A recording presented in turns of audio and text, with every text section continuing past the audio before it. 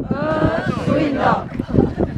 Ac yn lladd o par mynydd, pan oedd clich eglwysir pethau gwahodd tu allan, ac anrhydedig ail gorffennaf wych yn gwahodd tu mynydd. Yn y fan, ar ddiar gwybod droed ac isaw dydd, llwybreidio ei ryfeddod prin o blaen.